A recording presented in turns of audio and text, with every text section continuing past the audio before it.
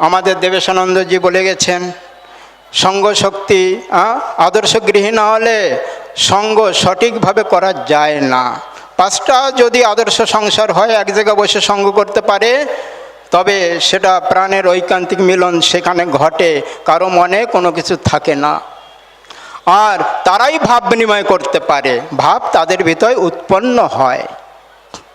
আমি সেই মহাভাবের কথা একজন প্রবীণ গুরু ভাই, আমি জ্ঞানী ভক্ত বলে আমি মেনে নিচ্ছি আমার মনে প্রাণে, এবং সর্বশ্রেষ্ঠ জ্ঞানী ভক্ত আমি ব্যক্তিগতভাবে বলছি, তিনি ছিলেন সেই বস্তারের রাজা প্রফুল্ল ভঞ্জদেও। তানার কথা একটু উচ্চারণ করব, একটু সেই তানার ভাবের কথা একটু বলবো। সেই ভাবটা আমরা গ্রহণ করতে পারি নাকি? সে 8ম বার্ষিক সম্মেলনী ভাওয়ালে হয়েছিল। এই অধিবেশন 8ম বার্ষিক মধ্য বাংলা আশ্রম ঢাকা কলোনি হয়েছিল। এই সম্মেলনী রাজা সাহেব ঠাকুরের আশ্রিত হয়েছে, বস্তারের রাজা প্রফুল্ল ভঞ্জদেও। রাজা সাহেব আসবে, সম্মেলনে মুখরিত হয়ে উঠছে, রাজা সাহেব আসবে, রাজা সাহেব আসবে, হইচই পড়ে গেছে।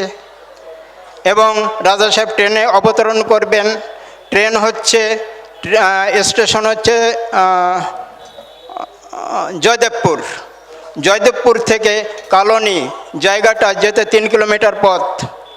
তাই ঠাকুর মহারাজ কী করেছে, রাজা সাহেব আসবে, রাজার মান সর্বোচ্চ, আর ঠাকুর ব্যবহারিক জ্ঞানে সর্বোচ্চ, সব কিছুরই সর্বোচ্চ, ব্যবহারিক জ্ঞানেও সর্বোচ্চ।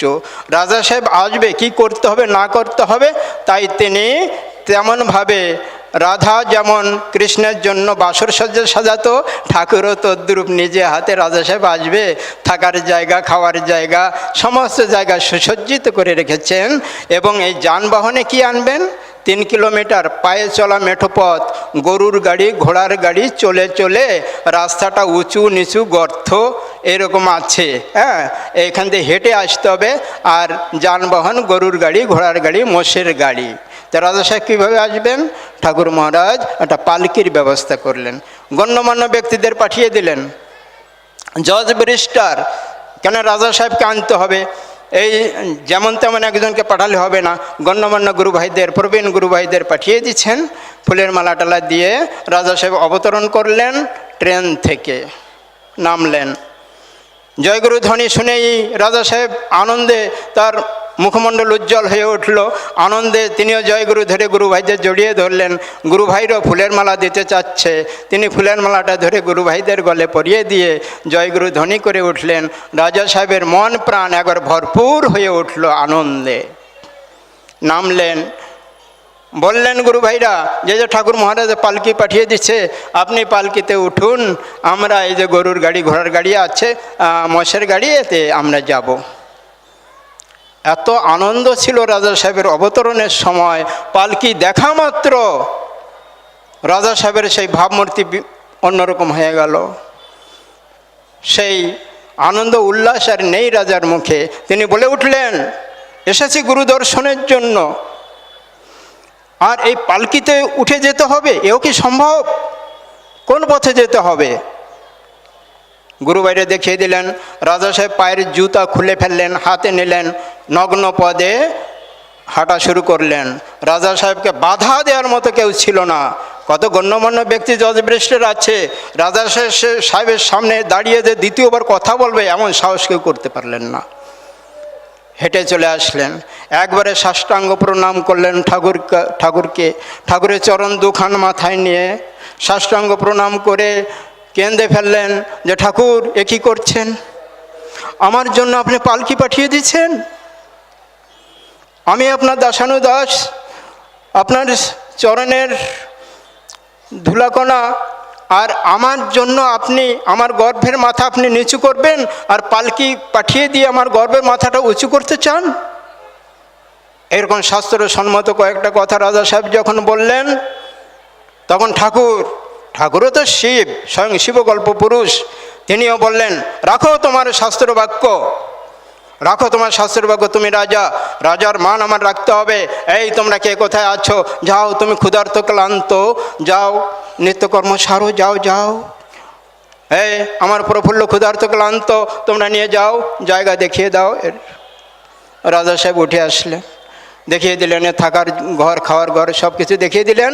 রাজা সাহেব কী করলেন, সেসব দেখলেন, দর্শন করে রাজার পছন্দ হলো না। কোথায় গুরু ভাইরা আছে?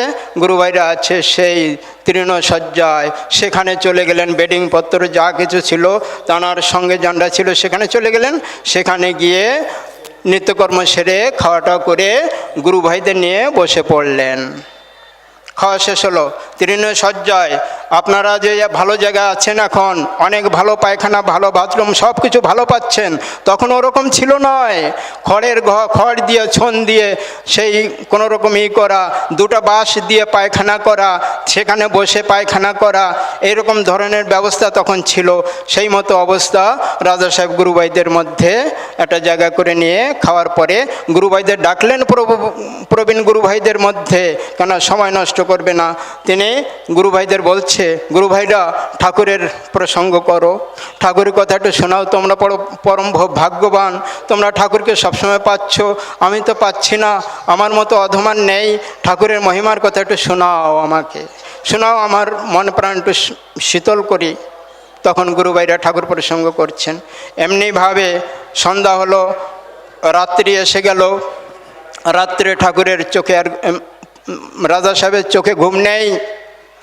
হৃদয়ের মণিকোঠায় আলো জ্বালিয়ে এক নিরিখে গুরু দর্শন করছেন, হৃদয়ের মধ্যে গুরু চিন্তা করছেন। গুরু চিন্তা করতে গুরুময় হয়ে গেছেন রাজা সাহেব। সকাল হলো, প্রভাত হলো, হওয়ার আগে সবার আগে উঠে গেছেন। সবার আগে উঠে ঘুম থেকে উঠে নিত্যকর্ম সেরে আবার প্রবীণ গুরু ভাইদের দেখে দেখে জাগিয়ে তুলছেন। জাগিয়ে তুলে বলছে, আপনারা আসুন, আমি ঠাকুরের প্রসঙ্গ একটু করুন। সেই শেষ রাত্রে আবার বসিয়ে রাজা সাহেব সেই ঠাকুরের কথা শ্রবণ করছেন। রাজা সাহেবের অশ্রু দিয়ে একবারে জল গড়িয়ে গড়িয়ে পড়ছে।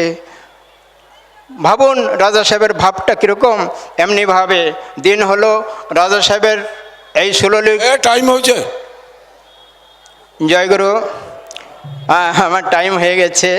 রাজা ওই সম্মেলনী শেষে ঠাকুর বলেছিলেন যে তোমরা দেখেছো এই যে রাজা সাহেব এসেছিল, তোমরা যদি সবাই রাজা সাহেবের ভাবটা গ্রহণ করতে পারো তবেই আমার গুরুগিরি সার্থক হবে।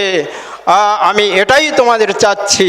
ঠাকুর কথা বলেছিলেন, রাজা সাহেবের ভাবটা আমাদের গ্রহণ করতে বলেছে, তাই আমরা যেন রাজা সাহেবের এই প্রফুল্ল ভঞ্জের ভাবটা গ্রহণ করতে পারি। জয়গুরু। অসমাপ্তি থাকলো। জয় গুরু, জয় গুরু, জয় গুরু।